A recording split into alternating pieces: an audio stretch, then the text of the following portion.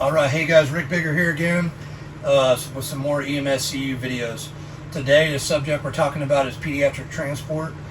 This is a national registry requirement that we talk about transporting peds specifically. Today the focus that we're going to focus on is how to secure them in their car seat to the cot, use the captain's chair, and kind of the safe ways to do it, what we're allowed to do, what we're not allowed to do. Now, starting off, the traditional way, probably most of us have learned and most of us do in practice, is that we have a parent sit on the cot, we have the kid sit in their lap, and then strap both of them in. Okay, so we all know we are not allowed to do that. That is not that is just like riding in your car and having your child sit on your lap and putting a seatbelt on. If you do have an accident, there's a really good chance that kid's going to be seriously injured. Okay, so if something happens and that's the way that you decided to transport the kid, you're going to be liable for that.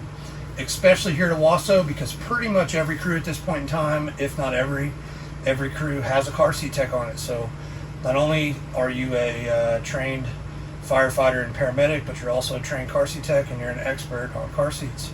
So you know the law and you have been informed, so you will be held liable if something happens. Starting with non-emergency transports, which we would mostly do 99% of the time. When you're talking about peds, we are never going to do that on a non-emergency transport. You must use a car seat in the back of the ambulance. All the same rules apply, exactly the same as would apply if you're riding in your car. This is just so you can secure that car seat to the cot using the lap belt through the exact same belt path you would use, and the same rules of movement across the cot apply. You also have other options. The captain's seat that I'm sitting in now, you can do the same thing. You secure the car seat. It has a lap belt in it as well. And you can secure the car seat and the lap belt the same way if you use the car seat. So the first question we normally I got it this morning when I was talking about making this class, was what if the car seat was involved in an accident? I can't use the car seat. Now you have options. Okay, one, you can just use the car seat, understanding that yes, it wasn't an accident, but it's still better than no car seat. Okay? Or you can use the built-in, you have a built-in car seat for non-infants that is in the seat.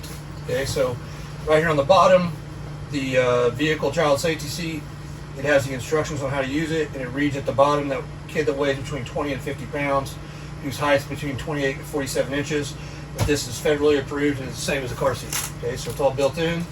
Everything still applies. Obviously, you don't have to secure it. There's no lateral movement check, but the harness rules, tightness and position of the harness still apply for the child. So we can put them into this seat. It has instructions for it right here on the bottom. If you have a problem with figuring out how to use it, it's all right there. Okay? So we have that option, okay, where we can do that. We're talking about non-emergency. Your next option would be on your left and your right. You have the CPR seat, obviously, where you could use, and you have the bench seat. Okay? We don't want to use these options unless we don't want to use those unless we have no other option, because they're side facing, and most car seats are not approved to be side facing, as you know. So we want to use the cot, obviously, first, with the car seat secured properly. If it won't secure on the cot properly, or we can secure it in the captain's seat. If we don't have a car seat, we can use the built-in safety seat that's in the seat. If all those options were somehow taken and you're on a mass casualty emergency and you absolutely have to do this, you can use a side seat to secure. It's still better than having them on the cot with their mom holding them. Still safer, right? At least they are in a car seat. But as I said, we're talking about non-emergencies, which we normally deal with. You're really never going to get in that situation, and you could also argue, unless it was a life or death emergency, we wouldn't do that. We would just call another ambulance that could properly secure the kid. So emergencies, where does that change when it is truly an emergency? Obviously, we could put a child straight onto our cot and transport them not in a car seat, but if the situation requires and it is an emergency, we can do that. But that's not going to be sitting on their mom's lap, but they're holding their kid, because it's an emergency. We're going to be working on the child. So We really need to get away from transporting kids that way if possible, and making sure that they're safe back here. Even more dangerous back here, if you read the statistics, if there is an accident in the ambulance, it is more dangerous to be in this cab than it is that cab. There's a lot more stuff to get hit on, get thrown into. There's a lot more room to bounce around back here. Lots of sharp corners and things to hit, so it's very dangerous if you're not secured. So if you look at the statistics, you sitting in this seat unsecured is the most dangerous place back here. We get injured more than anybody else during the crash. That will be the same for an unsecured child that's on someone's lap on the cot. They're going to have all the same problems because they're going to be thrown just like you would. Okay?